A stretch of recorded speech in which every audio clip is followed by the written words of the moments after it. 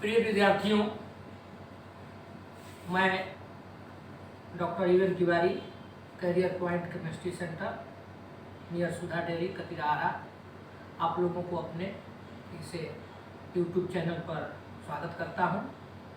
और कोरोना काल में पढ़ाई बंद हो जाने के कारण, ऑफलाइन बंद हो जाने के कारण एक छोटा सा प्रयास कर रहा हूं ऑनलाइन के तहत कुछ काम किया जा सके।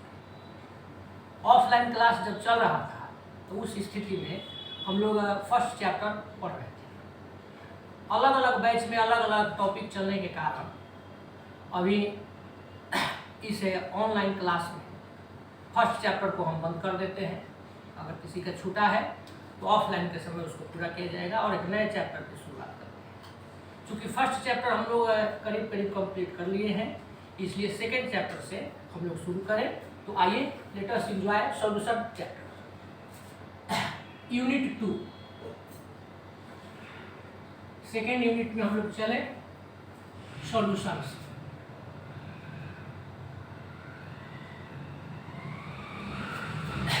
करीब करीब 5 से 6 मार्क्स का इससे क्वेश्चन पूछता है आईएससी में 12 में। ऐसे इस चैप्टर का नीट, जेईई मेंस, एडवांस सबके लिए इम्पोर्टेंस है। 12 का जो फिजिकल केमिस्ट्री है 11th के तुलना में थोड़ा इजी होता है। चैप्टर इजी भी है और इंटरेस्टिंग भी है। तो चलिए, आइए हम लोग इस चैप्टर में चलें, शुरू करें। सॉल्यूशन चैप्टर की शुरुआत करने के पहले हम लोगों को ये जानना होगा कि मैटर क्या है। मैटर के बारे में आप लोग पढ़ चुके हैं।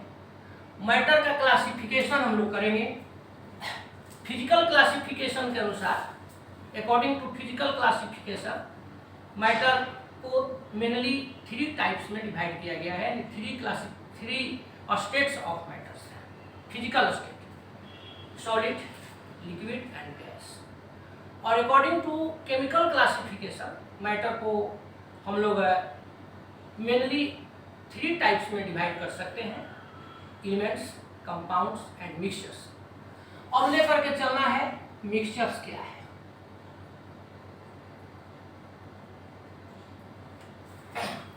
मिक्सचर्स के बारे में जानकारी 11th में 10th में हम लोगों को मिल चुकी है। वैसे सबस्टांस जो 2 या 2 से अधिक सबस्टांसेस के फिजिकल कॉम्बिनेशन से प्राप्त होते हैं, ये substance formed by physical combinations of 2 or more substances in any ratio is called mixture. Example, अब शुगर और वाटर दोनों आप मिलाइए। 1 लीटर वाटर में 10 ग्राम शुगर मिला दिए तो यह भी मिक्सचर है। 1 लीटर वाटर में फिर 5 ग्राम मिला दिए, यह भी मिक्सचर है। यानी इसका कोई डिफिनिट रेशियो नहीं है। तो डिफिनिट रेशियो नहीं है तो यह एक मिक्सचर है। मिक्सचर को क्लासिफाई जब हम करते हैं तो यह इसे 2 क्लास में क्लासिफाई किया जा सकता है। 2 क्लास में जो क्लासिफाई करेंगे तो एक को हम लोग देखिए नाम देते हैं homogeneous mixtures. First is homogeneous mixtures, while second is heterogeneous mixtures. अब यहाँ प्रश्न उठता है, ऐसे हम लोग पढ़ चुके हैं पहले कि होमोजीनियस मिक्सचर्स क्या है।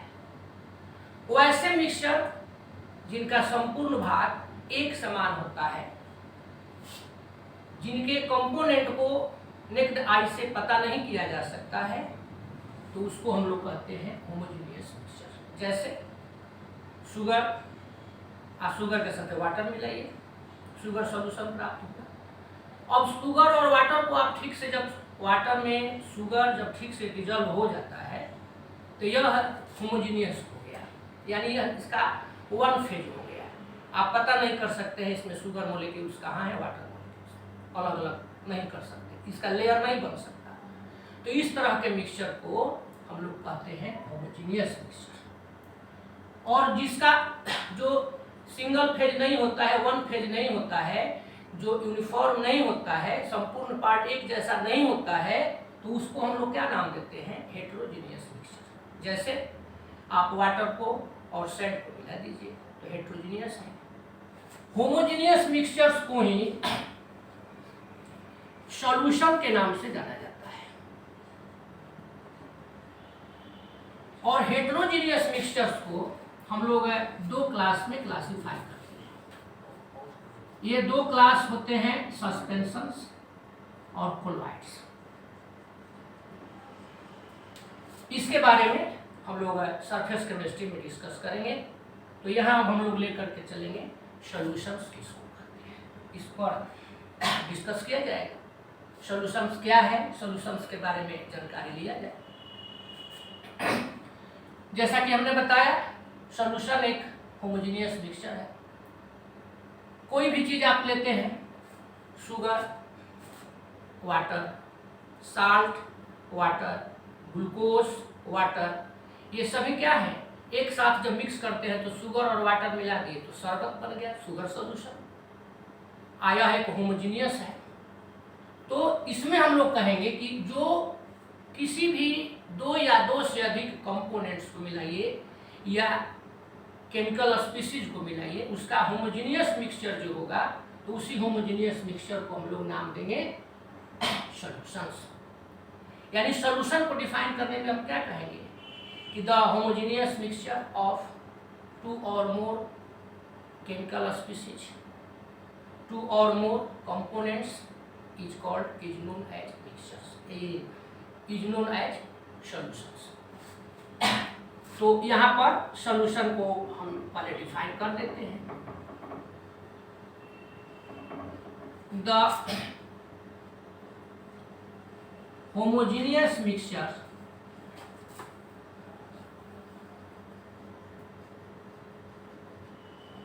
of two or more components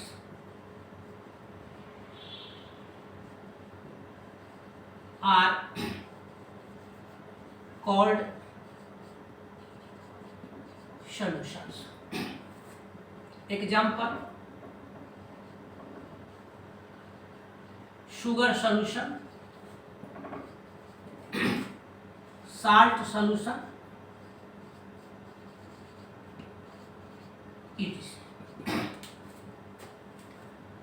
तो पहले आप लोग इसको लिख लीजिए, स्क्रीनशॉट ले लीजिए या पॉज कर लीजिए, आगे का पढ़ते हैं।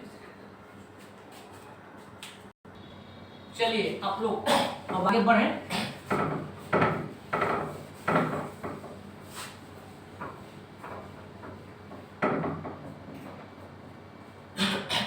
अब जैसे सॉल्यूशन में हम लोग शुगर लिए, शुगर के साथ साथ वाटर लिए, तो अब यहाँ शुगर सॉल्यूशन प्राप्त हुआ। तो इसमें कंपोनेंट दो हुए, या यह कहिए कि इसमें मेंबर इसके दो हुए।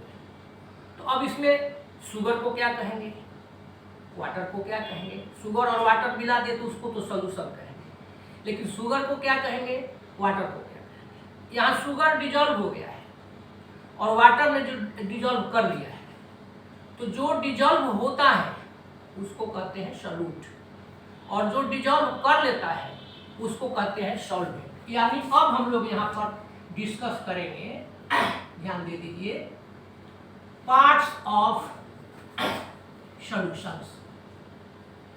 यहाँ पर हम लोग ले लिए parts of solutions. There are two parts of solutions.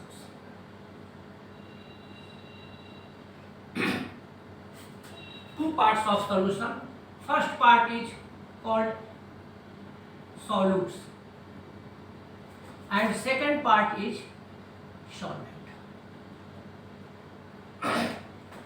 Solute क्या है, सॉल्वेंट क्या है, सीधा बताए। जिसने डिजॉल्व कर लिया वह सॉल्वेंट है, और जो डिजॉल्व हो गया वह सॉल्यूट है। लेकिन इसको हम लोग अलग तरह से अब समझें, डिफाइन करें। जो भी सॉल्वेंट होगा यानी जो डिजॉल्व करेगा उसका अमाउंट जनरली अधिक होगा, और जो डिजॉल्व होगा उसका अमाउंट कम होगा। अब जैसे आप वाटर ले लिए, ज़्यादा वाटर ले लिए, 1 लीटर, आप 1 लीटर वाटर लिए और 1 लीटर वाटर में सपोज कीजिए 10 ग्राम शुगर मिला दिए, तो 10 ग्राम शुगर लिटिल अमाउंट है, तो लिटिल अमाउंट होने के कारण यह डिजॉल्व हो जाएगा। वाटर ज़्यादा अमाउंट है तो यह डिजॉल्व कर लेगा। तो हम लोग सॉल्वेंट का डिफिनीशन दे सकते हैं, चाहे सॉल्वेंट को कह सकते हैं कि वैसे कंपोनेंट जो किसी सॉल्यूशन में जनरली लार्जेस्ट अमाउंट में प्रेजेंट रहते हैं उसको सॉल्वेंट कहते हैं। The component that is present in the largest quantity, चाहे largest amount in a solution is called solvent। और सॉल्वेंट को पहचानने का सबसे मेन तरीका है, सबसे मुख्य ट्रिक है, चाहे सबसे मेन इसको कहिए कि उपाय है कि सॉल्वेंट का जो भी फिजिकल स्टेट होगा वही फिजिकल स्टेट जनरली सॉल्यूशन का होगा। अगर सॉल्वेंट लिक्विड है तो सॉल्वेंट लिक्विड होने पर सॉल्यूशन भी क्या हो जाएगा, लिक्विड हो जाएगा। आगे चल करके देखेंगे टाइप्स में, अगर सॉल्वेंट सॉलिड है तो सॉल्यूशन का भी फिजिकल स्टेट सॉलिड होगा। अगर सॉल्वेंट गैसियस है, गैस है, तो सॉल्यूशन का भी जो फिजिकल स्टेट होगा वह क्या होगा, सेम होगा। यानी it means Tiwari ji, it means solvent, it determines the physical state of solution को ऐसे हम शॉर्ट में लिख देंगे। दैट इज, यहाँ कह सकते हैं कि physical state of solvent is equal to determine, same होगा फिजिकल स्टेट ऑफ सॉल्यूशन। समझने के लिए शुगर प्लस वाटर, तो ये आपका हो गया। देखिए यहां पर शुगर सॉल्यूशन। अब यहां शुगर क्या है, सॉलिड है, वाटर क्या है, लिक्विड है। तो जो शुगर सॉल्यूशन बनेगा वह भी क्या बनेगा, लिक्विड बनेगा। शुगर सॉल्यूशन का फिजिकल स्टेट लिक्विड है। इसमें जो दोनों कंपोनेंट है उसमें इस कंपोनेंट का फिजिकल स्टेट लिक्विड है, तो इसलिए ही फिजिकल स्टेट क्या हो जाएगा, सॉल्वेंट। यानी हमेशा के लिए दिमाग में रखिए कि सॉल्यूशन का फिजिकल स्टेट, सॉल्वेंट का फिजिकल स्टेट दोनों सेम होगा। सॉल्वेंट ही सॉल्यूशन का फिजिकल स्टेट तय करेगा, निर्धारित करेगा। और सॉल्वेंट हर हालत में, हर स्थिति में एक ही होगा। डिजॉल्व करने वाला एक ही होगा, लेकिन डिजॉल्व होने वाला एक से अधिक हो सकता है। एक क्लास में पढ़ाने वाला एक ही होगा, पढ़ने वाले वन और मोर, सेम चीज। अब लेकर के चलते हैं सॉल्यूट। तो सॉल्यूट क्या है, जो डिजॉल्व हो जाए। वन हो सकता है, वन से अधिक हो सकता है। तो कहेंगे कि वैसे वन या मोर कंपोनेंट जो सॉल्वेंट के अतिरिक्त सॉल्यूशन में प्रेजेंट रहते हैं उसको सॉल्यूट कहते हैं। वन और more components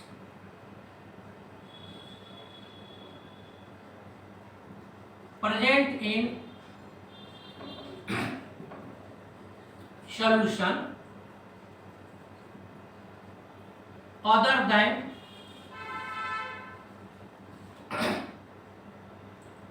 solvent are called solutes। जैसे वाटर, शुगर, सॉल्ट, तीनों मिला दिए वाटर डिजोल्व कर लिया शुगर और सॉल्ट को, तो शुगर क्या है, सॉल्ट डिजोल्व हुआ है तो सॉल्यूट है, सॉल्ट क्या है तो डिजोल्व हुआ है तो सॉल्यूट है। वाटर दोनों को ही डिजोल्व कर लिया है तो इसलिए वाटर क्या है, सॉल्वेंट है। तो इस तरह से हम लोग देखें कि किसी भी सॉल्यूशन के चाहे उसमें कितने भी मेंबर्स उसके हों, लेकिन उसमें उसके पार्ट्स होते हैं दो ही। एक पार्ट को हम लोग सॉल्वेंट कहते हैं, नेक्स्ट पार्ट को सॉल्यूट कहते हैं। सॉल्वेंट केवल वन एंड ओनली वन होगा, सॉल्यूट वन और मोर देन वन हो सकता है। और कुछ एग्जाम्पल लेंगे तो सिंपल चीज हो गया, थोड़ा सा इसको एग्जाम्पल के सहारा दे करके सहायता से हम लोग विस्तार करें, डिस्कस करें। तब तक अब एग्जाम्पल दोनों से रिलेटेड हम लेकर के चलेंगे, तब तक आप लोग इसको स्क्रीनशॉट इसका ले लीजिए।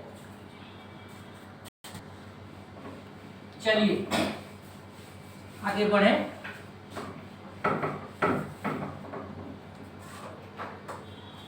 इतना देर तक तो आप लोग बड़ी आराम से खुश होकर समझ रहे थे सॉल्यूशन, सॉल्वेंट और सॉल्यूट।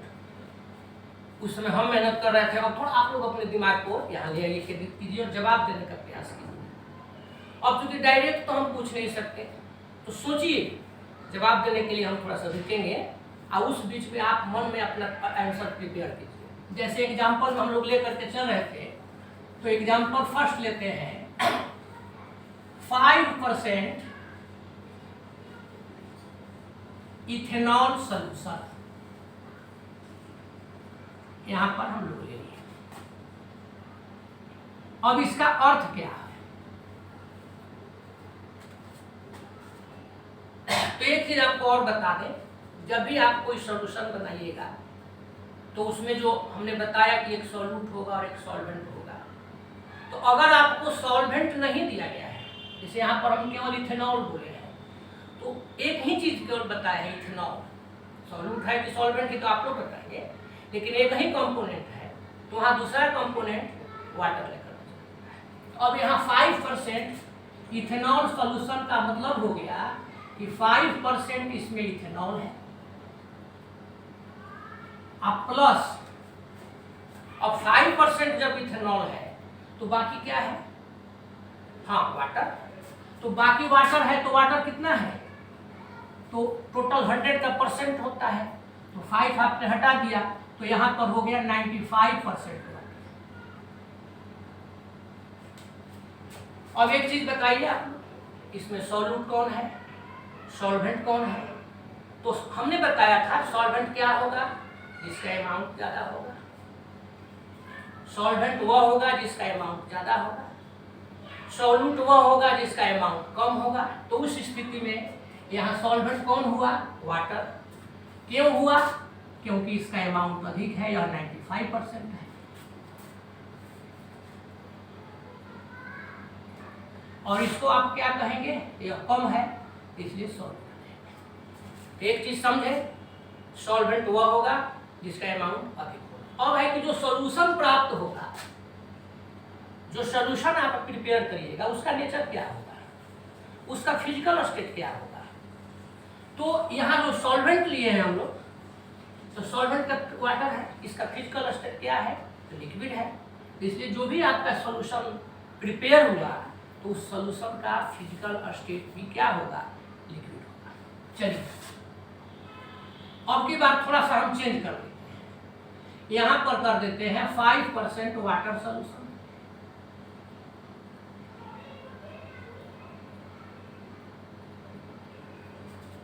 अब इसका अर्थ क्या होगा, ध्यान दीजिए, 5% वाटर सॉल्यूशन। अब इसका अर्थ बताइए आप, तो इसमें अब हो जाएगा 5% वाटर। चलिए ये तो आप बता दिए, और अब आप बताएंगे 95%। तो अब लिखने में गड़बड़ थोड़ा सा हो गया, 5% वाटर नहीं, 95% इथेनॉल सॉल्यूशन। तो अब यहाँ पर जो आप 95% इथेनॉल सॉल्यूशन लिए, तो इसमें यह बताइए कि 95% क्या हुआ, तो 95% इथेनॉल हो गया। आई बेचारा वाटर अब की बार कितना हो गया 5%। क्लास में तो हम गलती लिखते हैं तो आप लोग बोल देते हैं, लेकिन यहाँ हमको खुद सुधारना पड़ा।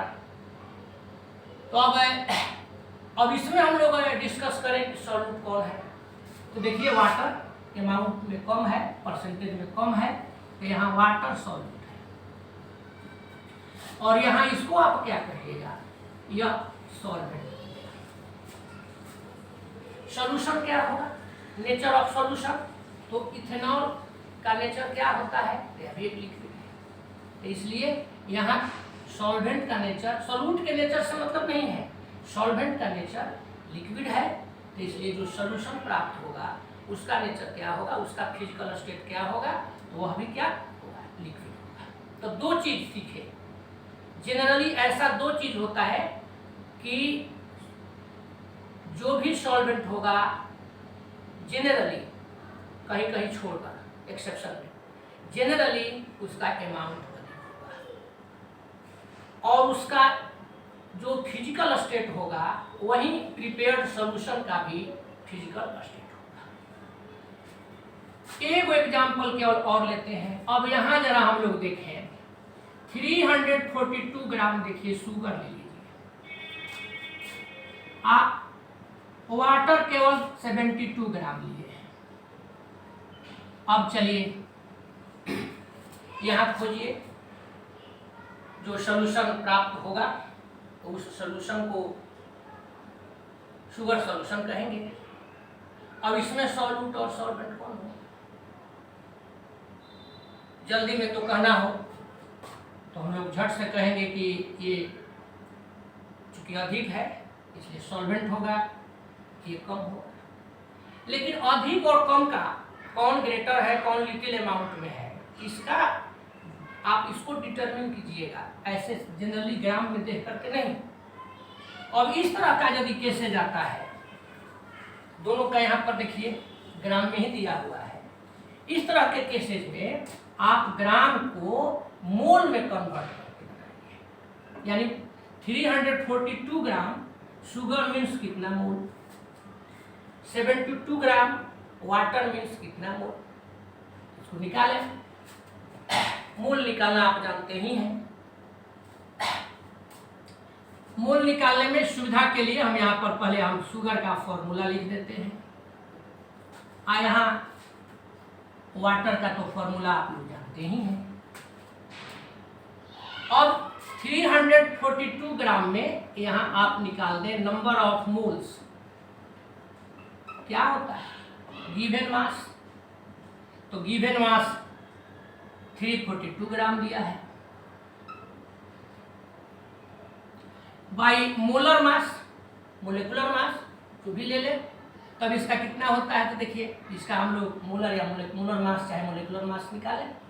कार्बन का 12 होता है इंटू 12, तो 12 इंटू 12 144 प्लस हाइड्रोजन का 1 आई इंटू 22 प्लस कार्बन का 16 आई इंटू 11 176, इसको ऐड करें 6 to 10 6 to 8 8 आपको 12 1 कैरेट 7 to 9 4 13 1 14 1 कैरेट 1 1 2 1 3 342। तो ये भी आपका आ गया 342 ग्राम। तो ये कैंसिल हो गया। तो यहाँ वाटर जो हम लोग लिए हैं नंबर ऑफ मोल्स इसका हुआ। शॉर्ट में चलते लेकिन समझा करके इसलिए चले कि मोल पहले का टॉपिक था। अब चलिए वाटर को निकालिए, अब की बार आप लोग जल्दी निकाल देंगे। Number of moles given mass is 72 gram, molar mass hydrogen का 1 इंटू 2, तो 1 two 2 plus 16 18 gram, total cancel, ये आपका हो गया 4 मोल्स। अब देखिए 1 मोल जो आपने सॉल्यूशन प्रिपेयर किया है उस सॉल्यूशन में शुगर 1 मोल है, वाटर 4 मोल है, तो इसलिए इस वाटर को यहाँ पर हम लोग सॉल्वेंट कहेंगे और इसको हम लोग सॉल्यूट के नाम से कहेंगे। इस तरह से, अब ऐसा ऑब्जेक्टिव इतना तो इजी नहीं पूछेगा, लेकिन अगर आपसे कोई पूछता है या कभी पूछ दिया तो इस तरह से सॉल्यूट और सॉल्वेंट का निर्धारण करेंगे। ओके, चलिए एक चीज बताइए, यहाँ जो आप सॉल्यूशन बनाएंगे तो उस सॉल्यूशन का नेचर क्या होगा, यानी फिजिकल स्टेट क्या होगा। तो उसका फिजिकल स्टेट होगा, हाँ ठीक, लिक्विड। क्यों लिक्विड? इसलिए लिक्विड की वाटर यहाँ पर सॉल्वेंट का वर्क कर रहा है। तो अभी फिलहाल हम लोग केवल इतना देखें, सॉल्यूशन क्या है, कंपोनेंट्स ऑफ सॉल्यूशन जो हम लोग देखें, पार्ट्स ऑफ सॉल्यूशन देखें, पार्ट में देखें दोनों, आप उसको एग्जांपल की सहायता से समझ लिए। अब चलेंगे टाइप्स ऑफ सॉल्यूशन, लेकिन इसके पहले कि हम टाइप्स ऑफ सॉल्यूशन की ओर बढ़ें, आप इसको कंप्लीट कर लीजिए, शॉर्ट ले लीजिए। चलिए आए अब लौट चले अपने टॉपिक पर,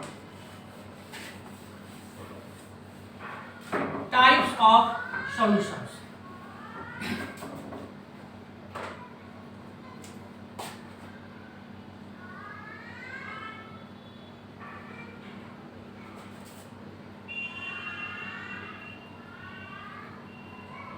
सॉल्यूशन का टाइप कई तरह से डिटरमिन किया जाता है।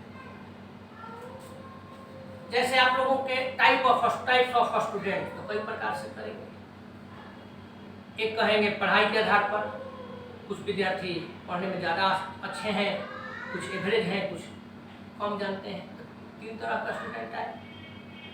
कुछ उसके बाद ऐसा भी टाइप कर सकते हैं कि टाइप्स ऑफ स्टूडेंट जिसमें कितने प्रकार के हैं भाई, टाइप्स ऑफ स्टूडेंट 2 प्रकार के हैं, एक पैंट शर्ट पहन कर के आए हैं, दूसरा पैजामा कुर्ता पहन के आए हैं।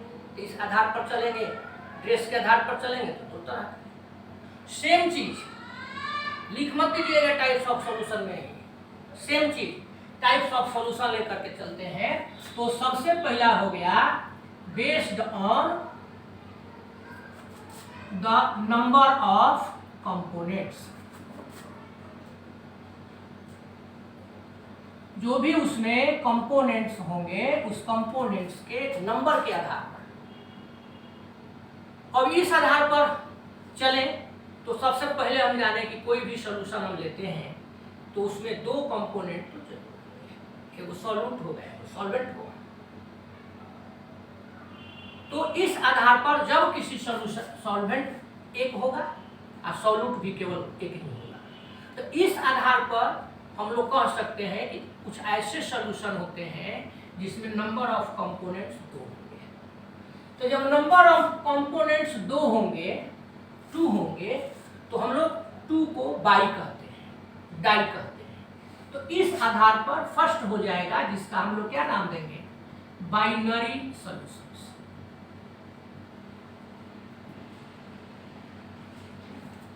Binary solutions, solutions containing 2 components are called binary solution। तो उतना अब लंबा नहीं करके केवल इसको लिख देते हैं consisting of 2 components।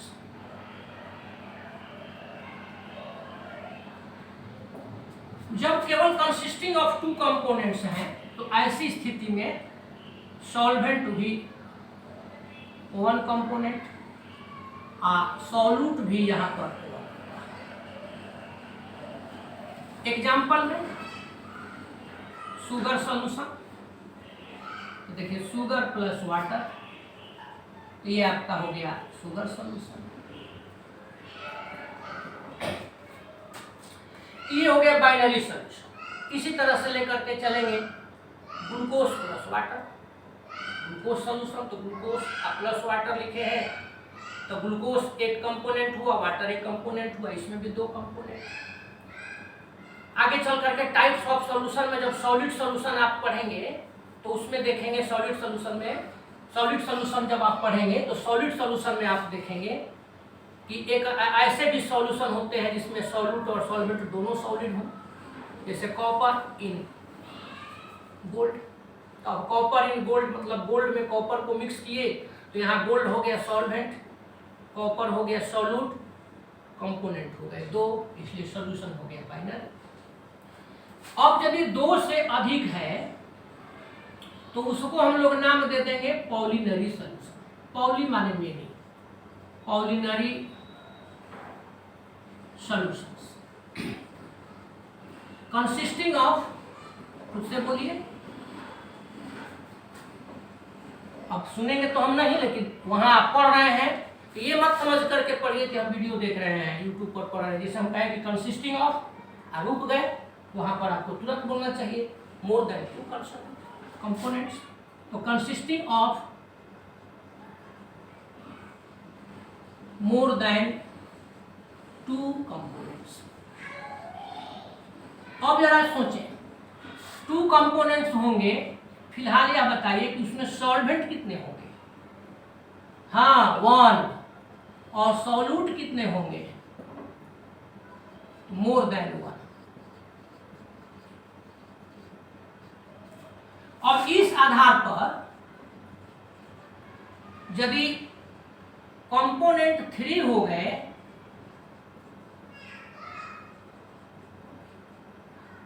तो उसको हम लोग नाम दे देंगे टर्नरी सॉल्यूशन। कंपोनेंट मान लीजिए 4 हो गए,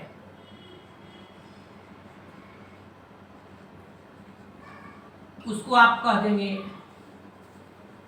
क्वाटरनरी सॉल्यूशन। इस तरह से अगर कंपोनेंट 5 हो गए पेंटरनरी सॉल्यूशन, 6 हो गए, ऐसे ही बढ़ते जाएगा।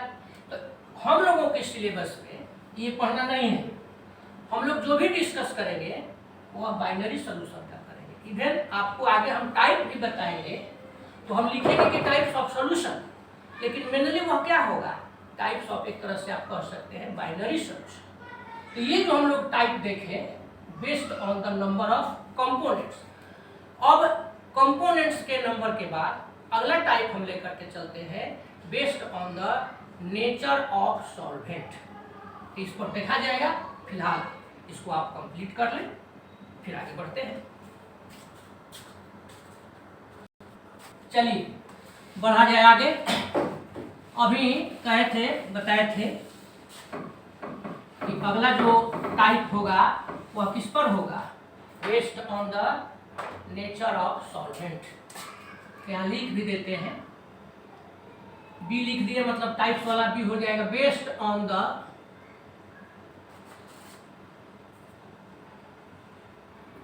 Nature of solvent.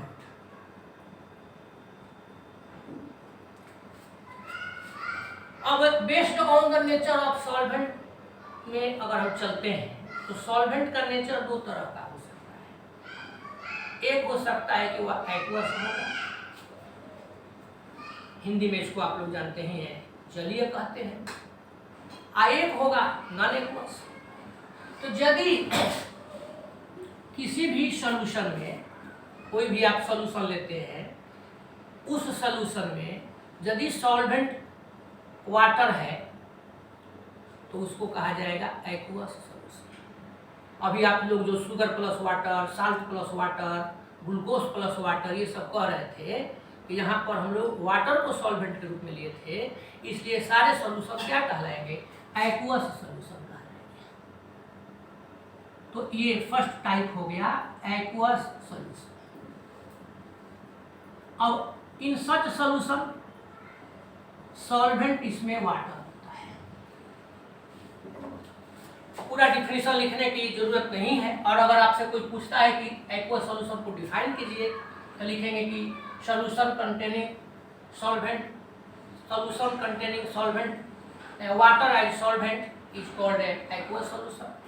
A solution in which solvent is water is called aqueous solution. A solution in which water present as a solvent is called aqueous solution. अपने से लिखना है, इसमें कोई खास है बहुत ज़्यादा दिमाग लगाने की जरूरत नहीं है। और इंग्लिश मीडियम में इतना तो आप लोगों पर विश्वास किया ही जाएगा कि अपने से कर लेंगे। फेयर में भी अपने से डिफिनीशन लिखने की जरूरत नहीं है, दिमाग में रखिए डिफिनीशन को। नेक्स्ट हो गया एक्वस सॉल्यूशन के बाद नॉन एक्वस सॉल्यूशन। एक्वस को सॉल्ट में ऐसे लिख दिया जाता है, तो हम लिख दिए नॉन एक्वस सॉल्यूशन। चलिए, अब नॉन एक्वस सॉल्यूशन जब रहेगा तो उस नॉन एक्वस सॉल्यूशन में water non water, solvent non water. Non water means water के छोड़, अगर वाटर नहीं है उसका अतिरिक्त कोई दूसरा चीज है उसको नॉन वाटर। जैसे आपको बताए थे, आगे डिस्कस करना है CU इन AU, CU इन AU। अब यहाँ पर जो आप CU इन AU लिए हैं, तो इसमें बताइए CU